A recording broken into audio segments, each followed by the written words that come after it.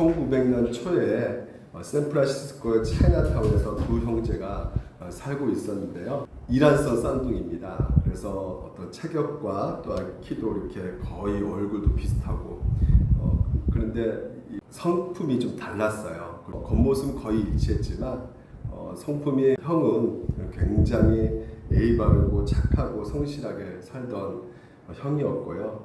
반면에 동생은 굉장히 불의하고 또한 폭력적이고 또한 방탕한 삶을 살았던 사람이었어요. 근데 어느 날 이제 동생이 도박장에서 도박을 하다가 싸움이 붙은 거예요. 그래서 살인을 저지르게 됩니다. 그래서 곧바로 이제 이 동생이 이 피범벅이가 된 옷을 입은 채 이제 집으로 이제 도망가게 된 거예요. 그래서 경찰은 이제 이 살인자가 자신의 집으로 도망한 것을 보고 점점 포위망을 좁혀간 것이죠. 근데 이 피범벅이 된 옷을 입고 다급하게 집에 돌아온 그 동생을 보고 형은요 직감한 것이죠. 애가 또 큰 사고를 쳤구나. 그 피까지 보니까 살인을 저질렀구나라는 생각을 이제 하게 된 것입니다. 그래서 경찰이 들이닥치기 전에 형이 할 일이 무엇이었냐면 바로 이 동생 옷을 피범벅이 된 옷을 벗기고 그 옷을 자기가 입은 것이에요. 그리고 자기의 깨끗한 옷을 동생에게 입히게 된 것입니다. 뭐 거의 모든 면에서 용모가 일치하기 때문에 경찰이 들이닥치자마자 이 형을 이제 붙잡아 버렸어요. 그래서 경찰서에 끌려가고 결국은 재판을 받게 되어서 이제 사형을 선고를 받게 됩니다. 동생 그 소식을 듣고 굉장히 충격을 받게 되는 것이죠. 이 양심 가운데 죄책감이 밀려와서 안 되겠다 싶어서 가서 형이 무죄라고 그리고 진짜 살인자는 나다 하고 이제는 호소하게 됩니다. 근데 재판부가 그것을 받아들이지 않게 돼요. 그래서 결국 형이 사형으로 죽게 됩니다. 그래서 결국 그 사건이 종결되게 됐는데요.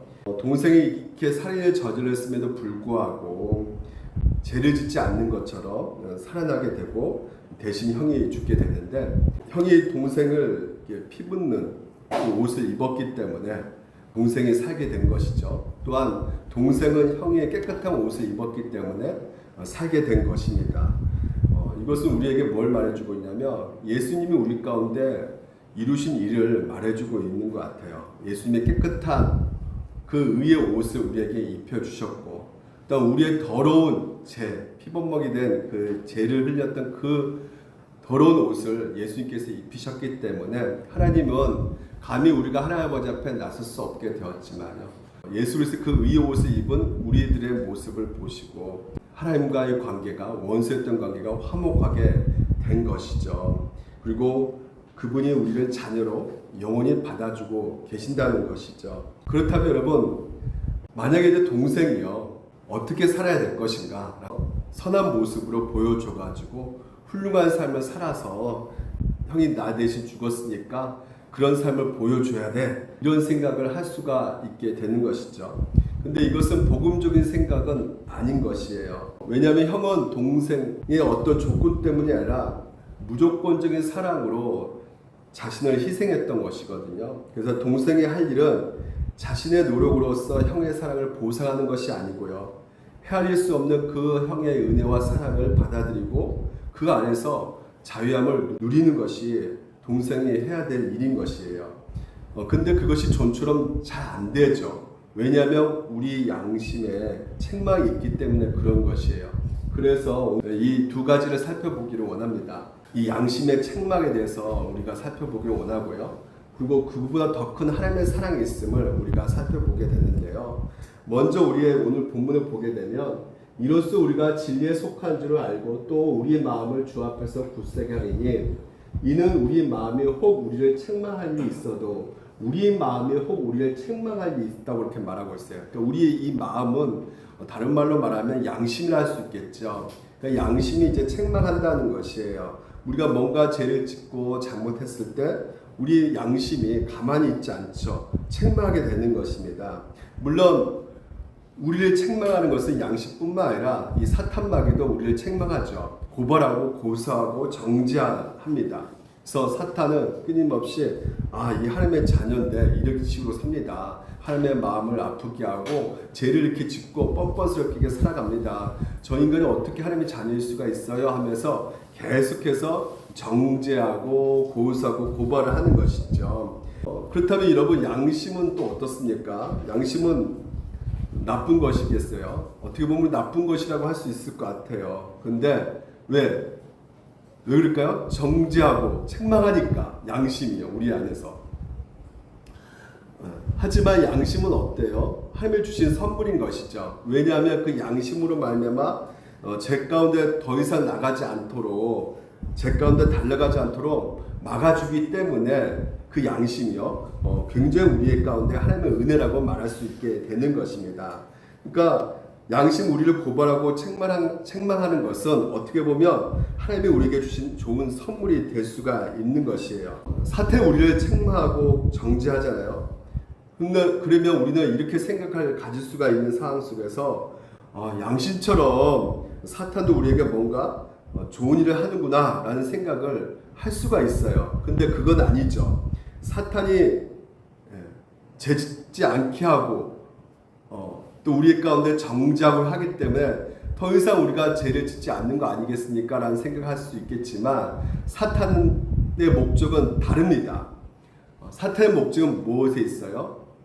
우리의 구원의 희망을 잃어버리게 만든단 말이죠. 왜, 어떻게 해요? 나 같은 자는 더 이상 하나님의 자녀가 아닌가 봐.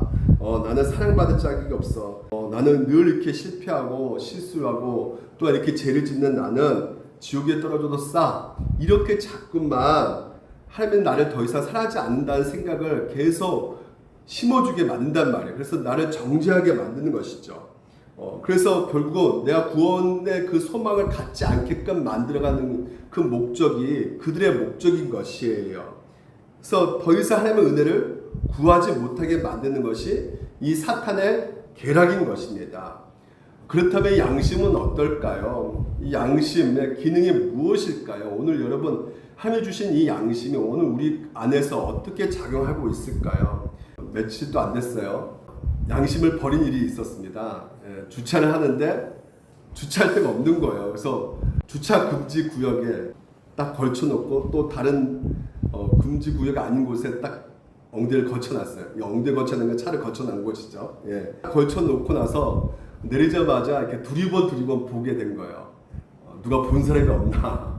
양심에 찔리게 된 것이죠. 또 누가 또 이렇게 목사인데 어떻게 저렇게 주차를 시킬 수가 있어, 이렇게 말할 수가 있을 것 같아가지고요.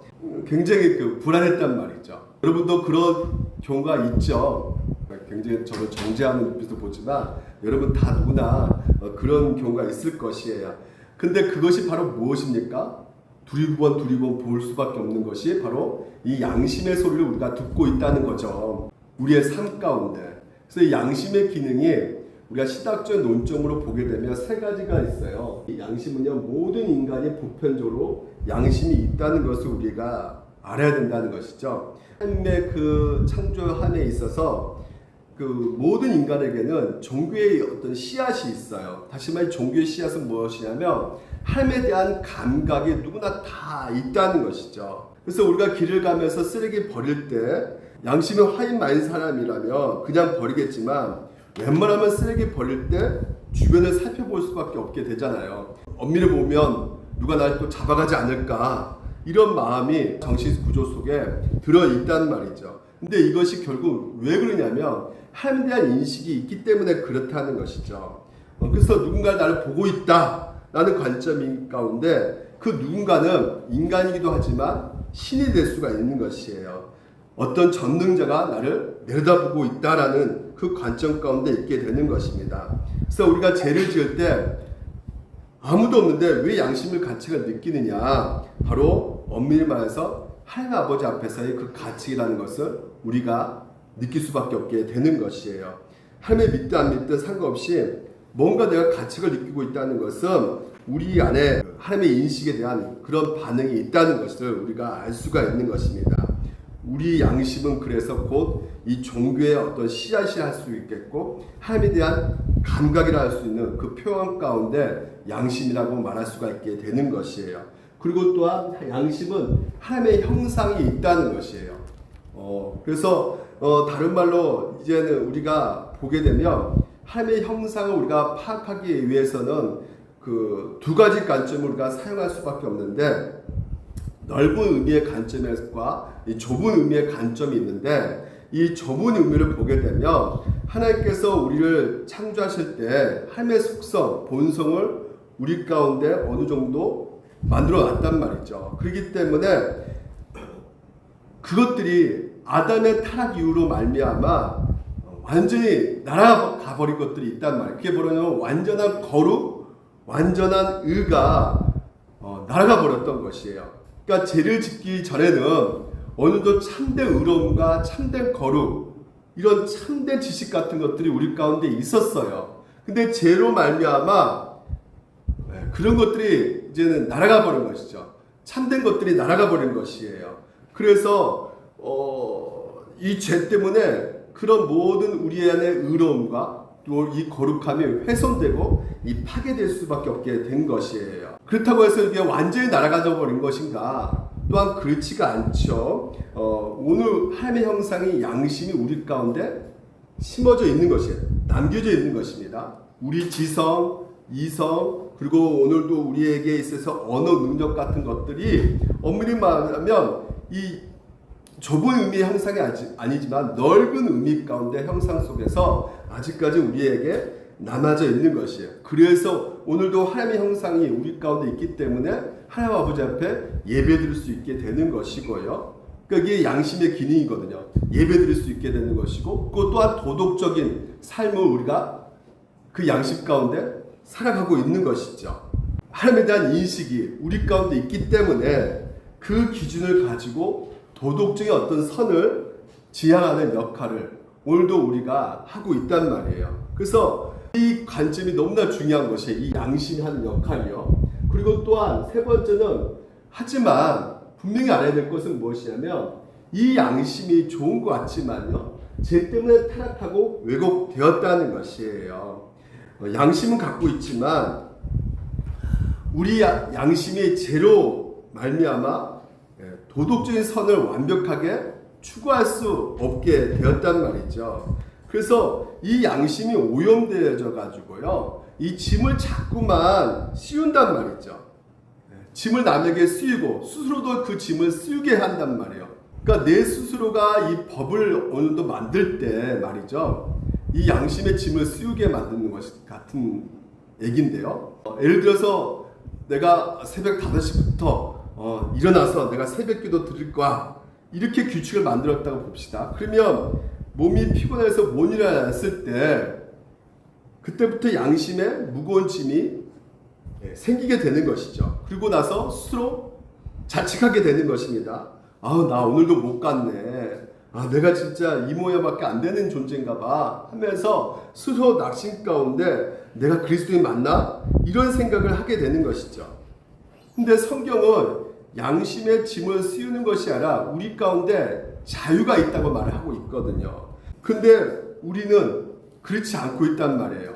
짐을 씌운단 말이죠. 그래서 율법주의자들이 이거 해야지, 이거 하지 말아야지, 그런 규칙들을 만들어내가지고 그것을 지키지 못하면 양심에 꺼림직하게 생각하게 만드는 형상이 우리 가운데 있게 되는 것이죠. 교회도 마찬가지입니다. 교회에서도 여러분에게 새벽 5시에 일어나가지고 기도해야지만이 하나님께서 여러분을 받아주시고, 그렇지 않으면 영적으로 완전한 사람이 되는 겁니다 라고 규칙을 만들었다고 이렇게 한다면, 그 규칙이 하나님의 말씀인 것처럼 보이지만요, 실제로 우리 가운데 성도의 삶 속에서 직장을 늦게까지 일하는 사람들은 아침에 5시에 일어나지 못하는 사람도 있고, 또 자녀를 키우는 부모도 그렇지 못하는 사람도 있단 말이에요. 그러니까 그 규칙을 지키지 못할 때 그 양심이 나는 좋은 신앙이 아닌가 봐, 이렇게 스스로를 이렇게 억압하게 만든단 말이에요. 그러니까 양심이 억압된다는 것이 바로 문제가 될 수가 있게 되는 것이죠. 우리 영혼을 지배하는 것도 마찬가지입니다. 여러분, 한 목회자가 성도에게 이번 주에 헌금하지 않으면 하나님께 복을 받을 수가 없습니다, 내가 하라는 대로 하지 않으면 믿음이 없는 것입니다, 말하는 경우가 있잖아요. 성도들도 그 목사의 권위에 눌려가지고요, 영적인 압박감 때문에 아, 내가 헌금하지 않으면 복을 못 받는구나, 이런 생각 가운데 죄책감을 느끼면서 순종할 수밖에 없는, 그러니까 이거 진정한 자발적인 순종이 아닌 것이죠. 인간의 어떤 권위에 의해서 영혼이 억압당하는 상태가 되는 것이에요. 그러니까 여러분, 이런 것이 여러분 칼빈 선생은 양을 돌보는 것이라고 생각할 수 있겠지만 그렇지 않다는 것이에요. 오히려 양을 도살하는 행위를 하고 있다, 사역자들이. 이렇게 칼빈 선생은 말을 했단 말이죠. 누가복음 2장 14절 15절을 보게 되면 이렇게 돼 있어요. 율법 없는 이방인의 본소를 율법이를 행할 때는 이 사람은 율법이 없어도 자기가 자기에게 율법되나니 이런 이들은 그 양심이 증거되어 그 생각대에 서로 혹은 송사하며 혹은 변명하여 그 마음에 새긴 율법의 행위를 나타내니라, 이렇게 말을 하고 있어요. 양심이 증거되어서 양심이 우리를 정죄하고 변명한다, 이렇게 말하고 있고요. 그리고 거짓 교사들의 특집 가운데 디모데가 이렇게 말합니다. 성령의 밝힌 말씀하시기를 후일에 어떤 사람이 믿음에서 떠나 미혹하는 영과 귀신의 가르침을 따르려 하셨으니 자기 양심이 화인 맞아서, 양심이 화인 맞았다고 이렇게 말을 하고 있어요. 그래서 이렇게 양심이요, 죄로 인해서 타락된 상태의 결과를 가질 수가 있다고 지금 디모데가 말을 하고 있는 것이거든요. 그러니까 이런 맥락 가운데 우리가 두 가지를 생각할 수가 있게 되는 것이에요. 양심을 우리가 최대한 따라서 살아야 되겠지만 물론 우리 가운데 이 양심은 훌륭한 기준점이 될 수가 있어요. 하지만 그럼에도 불구하고 놓치지 말아야 될 것은 무엇이냐면 이 양심마저도 죄로 인해서 타락한 상태가 될 수 있게 되는 것입니다. 이 타락하고 화인맞은 이 양심을 어떻게 해야 되느냐? 생명과 성령의 법인 예수 그리스도의 진리의 말씀을 통해서 교정을 해야 된다는 것이에요. 다시 말해서 우리 양심을 하나님의 말씀의 지배를 받아야 되고, 그러니까 더 이상 양심이 어디 굴레에 애속되지 않고 아무 속박도 받지 않아야 되는 것을 오늘 우리에게 알려주고 있는 것이거든요. 하나님의 말씀으로 인한 규칙은 어느 정도 괜찮을 수가 있어요. 그 말씀이 우리를 자유롭게 할 수가 있죠. 예를 들면 서로 사랑해라, 서로 미워하지 말라. 근데 이 미워하지 말라에 우리가 걸리죠. 양심에 찔림이 옵니다. 무거움이 와요. 짐이 돼요. 하지만 하나님께서는 우리가 미워하지 않는 것 자체를 원하는 것이 아니라 무엇보다도 성령의 역사로 우리 마음으로 사랑이 싹트고, 그리고 그 사랑으로 형제와 자매를 사랑으로 대할 때 우리에게 진정으로 양심의 자유가 얻게 되기 때문에 서로 사랑하고 말씀하고 있는 것이거든요. 그러니까 이렇게 하나님의 말씀이 오늘도 우리 양심에 다스려 줘야 된다는 것이에요. 그래서 칼빈은 우리에게 이렇게 말합니다. 양심은 오직 예수 그리스도와 복음의 말씀에 의해서만 다스려져야 하며 다른 어떤 권위에도 종속될 수가 없다는 것이에요. 영적인 자유가 중요한 이유는 양심이 자유롭지 않으면 하나님 앞에서 진정한 평안을 얻을 수 없기 때문에 그렇다는 것입니다. 오히려 어떻습니까? 아까 제가 말씀드렸죠. 서두에 교회에서나 또한 어떤 사역자들의 그 권위에 의해서 우리 영혼을 지배하려 들 때 우리가 겪게 되는 그 억압이요, 불안정하게 만든단 말이죠. 오히려 하나님에 대한 그 마음이 자발적인 마음이 아니라 억지로 불안한 마음 가운데 내가 벌받지 않을까, 내가 이러다간 죽는 거 아닌가, 이런 생각 가운데 평안을 얻을 수가 없기에 우리 가운데 이 양심이 어때야 된다는 것이요, 이 복음의 말씀에 의해서 다스려져야 된다고 말을 하고 있는 것이에요. 그래서 우리 스스로 규칙을 가지고 그것을 만들어서 자신의 어떤 굴레에 가둘 필요가 없게 되는 것이 오늘도 우리에게 진정한 평안과 진정한 자유를 얻을 수가 있는 것이에요. 어디에 둬야 되는 것이에요? 하나님 말씀 안에 둘 때. 그래서 정말 하나님 말씀에만 의거해가지고 오늘도 내 양심이 힘들었는지 살펴보아야 되는 것입니다. 내가 만들어 놓은 어떤 규칙에 내 양심이 힘들어지고 있는지 보셔야 되는 것이에요.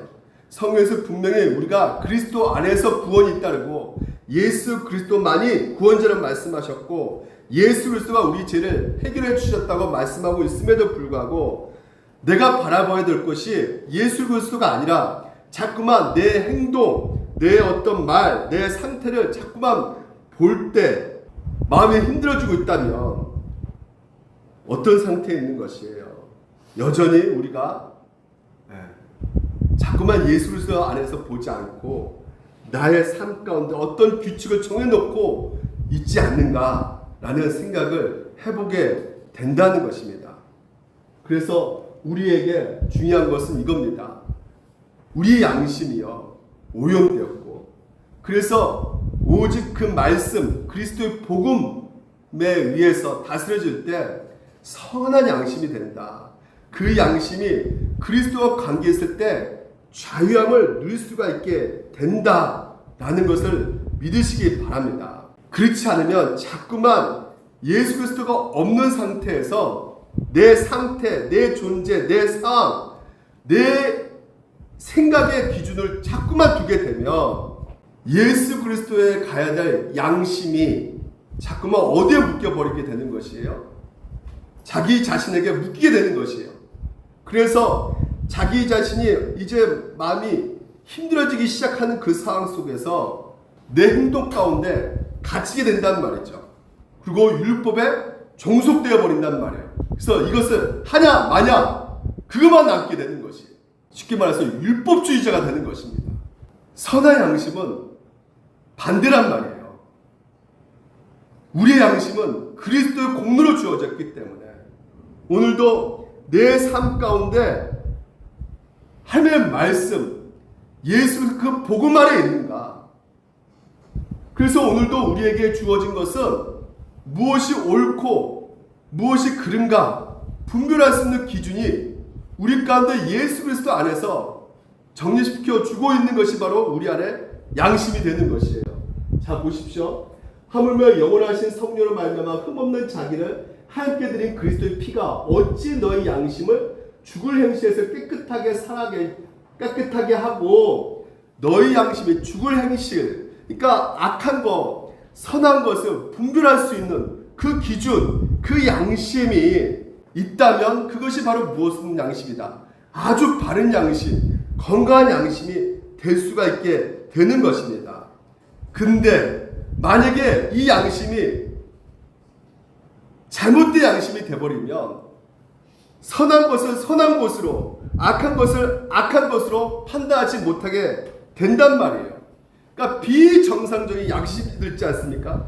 건강하지 못한 이 양심은 악을 죄라고 말하지 않는단 말이에요.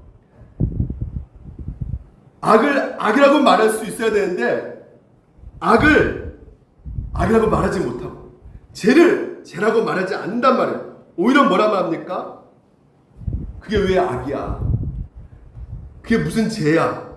그러니까 오히려 착각과 망상에 빠져가지고요, 그것을 오히려 선이라 생각하고 있는 것이란 말이에요. 왜? 양심이 기능이 완전히 마비돼 버렸기 때문에, 양심에 화인 맞아 버렸기 때문에. 그래서 5.18 계엄령을 선포했던 그 전 대통령, 그게 뭐가 죄야? 오늘도 마찬가지죠. 감옥에 계신 분, 무슨 죄야 그게? 분별을 못하는 거예요. 이게 악인지 분별을 못하는 것이죠. 오히려 자기가 선이라고 생각하고 행동하는 사람들이 있단 말입니다. 그래서 우리는 이 양심 하나님이 주신 것인데, 그 양심이 정말 빛을 발하기 위해서는 복음의 빛을 비춰야 된단 말이에요. 우리 양심 가운데. 그래서 뭐라고 합니까? 바울이 이렇게 말합니다. 양심을 따라 하나님을 섬겨노라 하니 우리는 그 기쁜 마음으로, 정말 기꺼이 그 사랑하는 마음으로 하나님을 섬기는 그 마음은 오늘도 복음의 빛을 비출 때 그 양심이 선한 양심으로 말미암아 우리 가운데 선한 행동이 나올 수 있게 되는 것입니다. 그래서 말씀을 통해서 이 양심을 계속해서 훈련시켜 가야 된다는 것이에요. 여러분 너무나 중요합니다. 왜 우리가 말씀을 읽어야 되겠습니까? 말씀을 읽지 않으면 자연스럽게 우리의 양심은 묻어지게 되어 있어요. 감각을 잃게 됩니다. 민감성이 떨어지게 된단 말이죠. 그래서 내가 죄가 죄인지도 모르게 된단 말이에요. 나중에는 딱딱한 심령이 돼버린단 말이죠. 그래서 말씀을 늘 듣고 그 말씀으로 오늘도 내 양심 계속해서 이게 죄구나. 내가 잘못된 길로 가고 있구나.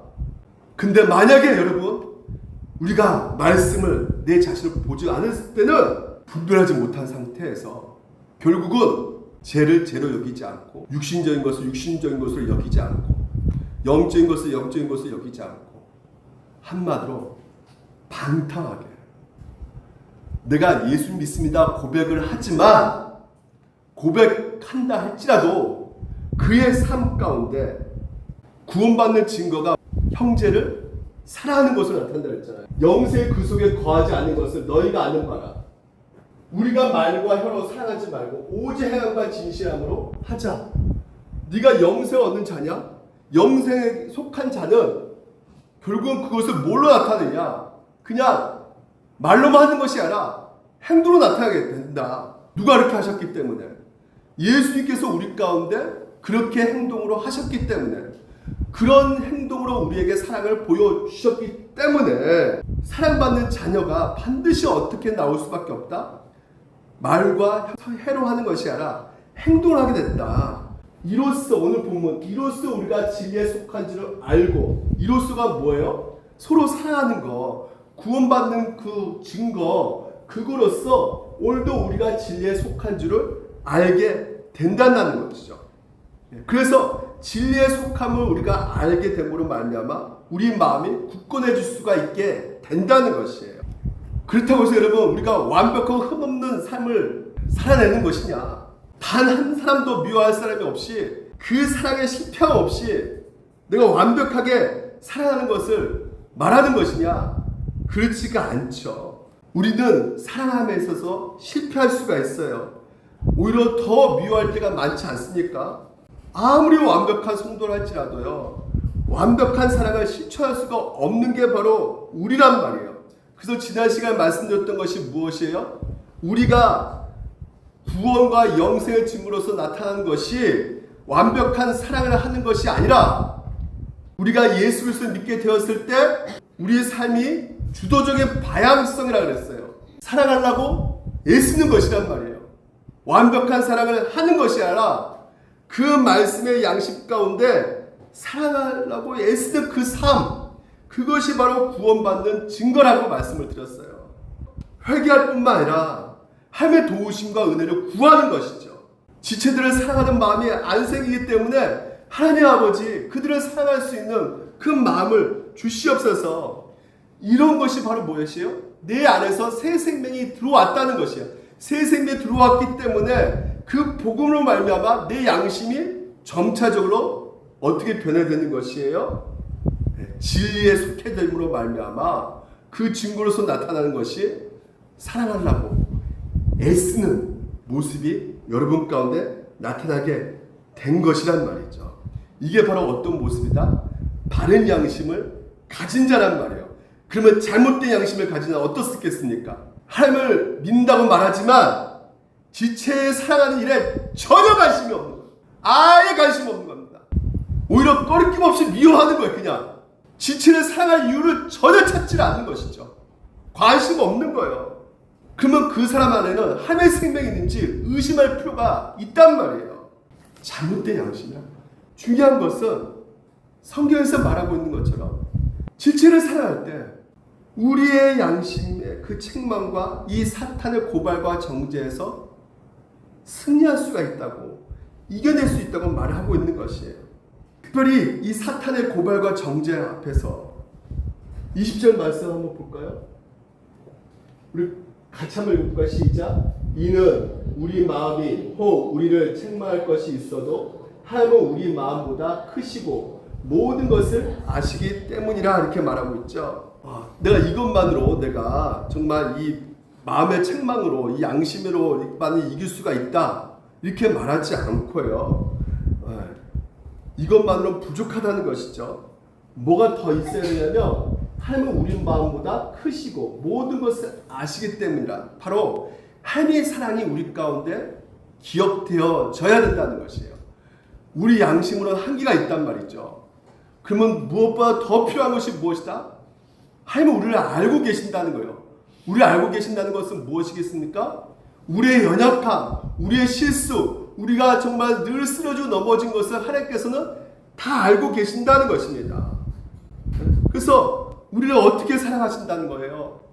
우리가 죄인이었을 때, 약했을 때 하나밖에 없는 아들을 내어주시면서까지 그의 핏값으로 우리를 구속하시고 우리를 영원한 자녀로 삼아주시고 우리를 사랑하셨다는 것이죠. 그래서 그 사랑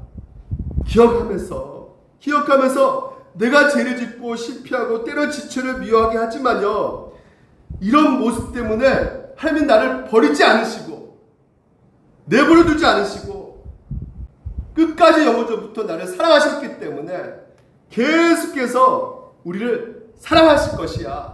그런 구원의 확신 가운데 살아갈 때 사탄마귀의 정죄에서 그리고 양심의 찬방으로부터 우리가 넉넉히 이겨나갈 수 있게 된다는 것을 오늘 이 요한일서 본문이 말해주고 있는 것입니다. 우리 마음보다 더 크시다. 우리 마음보다 더 크시다는 것은 결국 뭐예요? 우리의 생각, 우리의 판단, 우리 지식보다 하나님의 그 말씀에 더 권위가 있다는 것이에요. 다시 말하면 우리는 우리 양심 가운데 이럴 것이다. 하나님이 나를 사랑할까?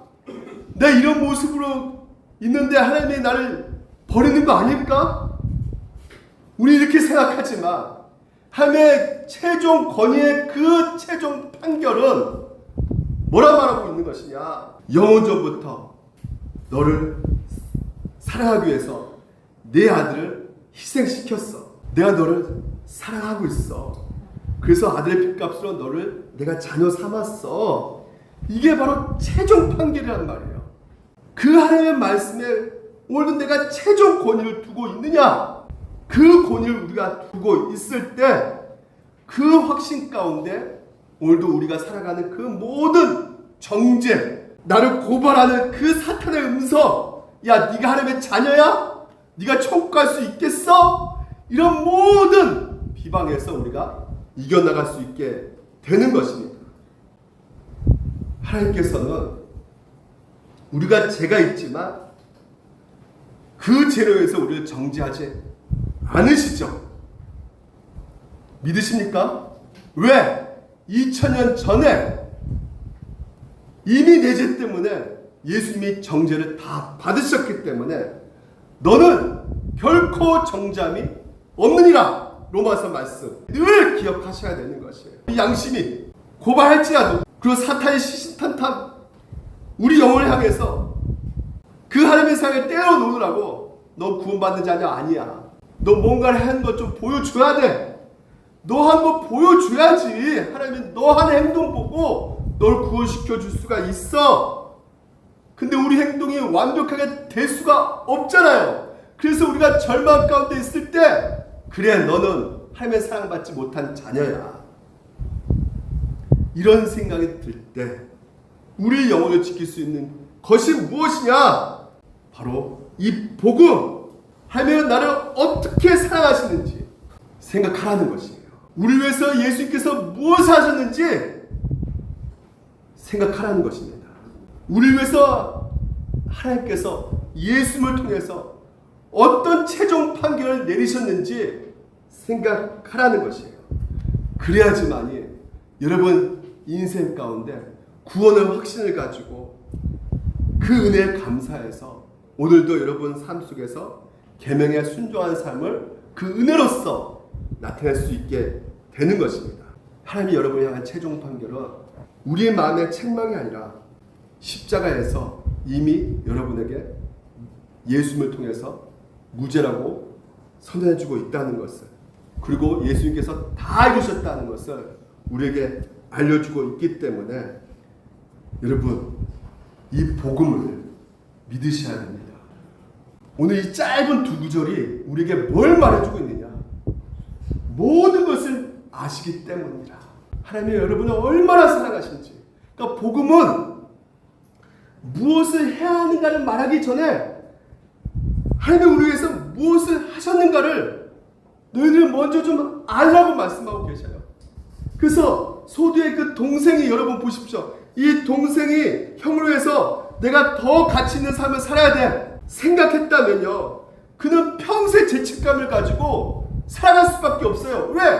완벽한 삶을 살 수가 없거든요. 그러면 내가 아이고 내 형이 날 위해서 죽었는데 내가 완벽하지 못하고 내 형의 그 희생이 헛되이 되었어 하면서 결국 뭡니까? 죄책감에 자기 양심을 더 압박감으로 짓눌러 버린단 말이죠. 형이 동생을 위해서 죽은 것은 동생이 가진 어떤 훌륭함 때문에 죽은 것이 아니라 무조건 사랑, 그 무조건적인 사랑 때문에 죽은 것이기에, 따라서 동생이 해야 할 일은 무엇입니까? 자신의 노력을 통해서 형의 사랑을 보상하는 것이 아니고 형의 베푼 그 사랑이 헤아릴 수 없는 그 은혜와 사랑인 것을 알고 그 사랑 안에서 자유를 누리고 더 이상 죄책감에 시달리지 않는 것이죠. 그리고 나의 삶의 동기는 빚을 갚는 삶이 아니라 받은 사랑에 대한 감격으로 바뀌는 것이에요. 내가 뭐길래 자격도 없는데 형이 나를 이렇게 사랑하셔서 희생하신 그 놀라운 사랑에 감사함으로, 그 사랑으로 살아내는 것입니다. 그 사랑은 결코 짐이 될 수밖에 없고, 짐이 될 수 있는 것이 아니라 자유와 기쁨으로, 자유함으로 그 사랑 안에 나타나게 되는 것이죠. 그 사랑 안에 머무시기를 주님의 이름으로 축원드립니다. 부모는 우리를 위해서 죽죠. 우리는 부모를 위해서 죽지 못합니다. 예수님이 죽으며 뻔히 우리가 양심의 화인받은 사람처럼 행동을 했죠. 예수님을 죽였어요, 우리가. 죄가 없는데. 근데 그 예수님께서 우리가 양심에 이렇게 화인받은 짓을 했음에도 불구하고 오늘도 우리가 그런 모습 가운데 있는 것을 뻔히 아시면서도 하나님을 사랑하는 사람을 사랑하지 않고요, 오히려 뭐예요? 이기적 욕망 가운데 이 세상에게 인정받으려고, 그 이 세상 평가 가운데 많은 사람을 나를 향한 그 시선이 괜찮은 사람이라고 평가받기 위해서 끊임없이 그 사람들에게 그 가치를 증명하기 위해서 우리가 욕심 가운데, 욕망 가운데 수단과 방법을 가리지 않고 형제를 생각하기보다는 나를 더욱더 높이기 위해서 살아가고 있는 우리들 모습이 아니겠습니까? 그런데 이런 우리들 모습 가운데 계속해서 우리는 할아버지 앞에 형통함을 주시옵소서, 내가 필요한 것을 주시옵소서, 나 이런 스펙을 가져야 됩니다, 그래야지 사람들한테 인정받습니다, 내가 그래도 1등을 해야지만 이 사람들이 나에게 칭찬받을 수가 있습니다, SNS에서 나 좋아요, 이렇게 나 좋은 평가 받을 수 있습니다, 이러려고 우리는 양심에 나밖에 모르는 그 행동 속에서 하나님의 마음을 저버리지만, 그럼에도 불구하고 하나님께서는 오늘 우리에게 어떻게 하고 계세요? 우리의 구원은 우리가 얼마나 완벽하게 사랑했느냐에 달려있지 않습니다. 우리의 구원은 우리를 위해 십자가에서 완전한 사랑을 보여주신 예수 그리스도에게 달려있습니다. 예수님은 우리의 모든 죄와 허물까지도 감당하셨습니다. 그래서 우리의 연약함과 실패 때문에 흔들리는 마음을 아시지만 어떻게 하고 계신다고요? 여러분 정죄해요? 정죄하지 않아요? 정죄하지 않는다는 것이에요.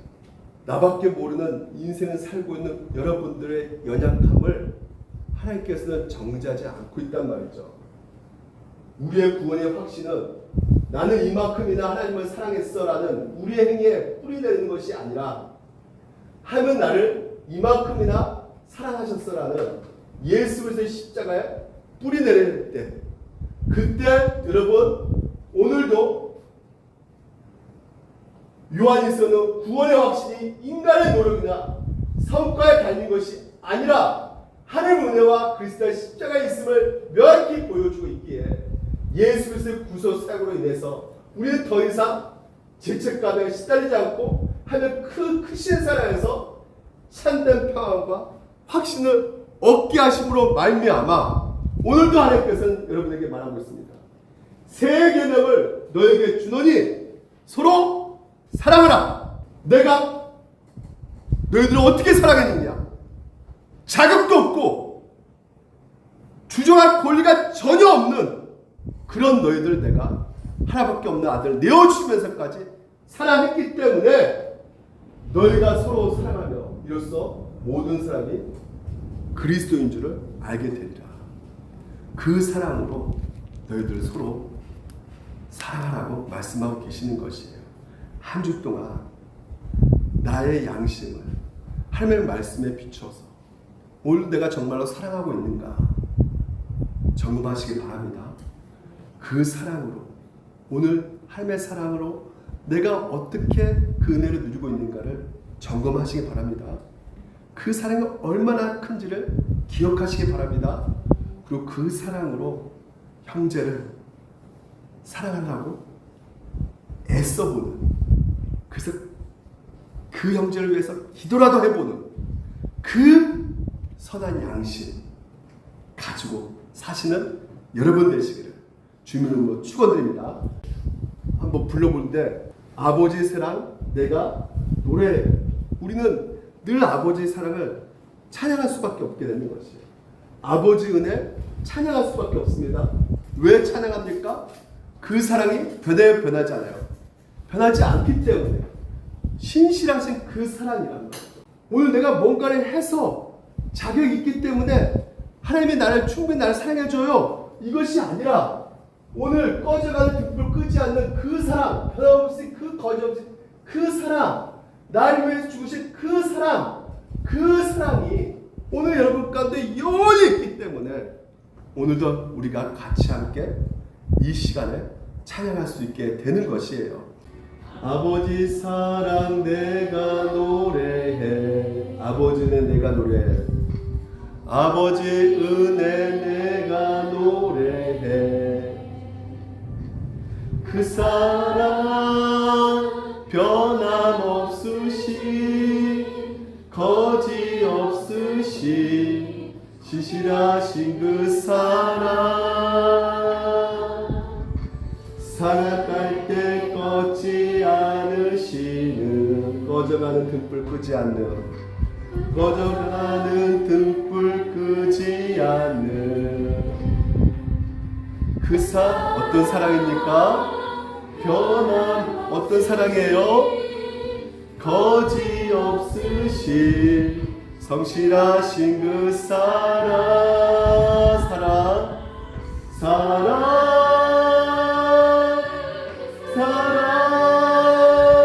날 위해 죽으신 날 위해 다시 사신 예수 그리스도 다시 오실 그 사랑 죽음도 생명도 천사도 하늘의 어떤 권세도 끊을 수 없는 영원한 그 사랑 예수 기도하겠습니다. 하나님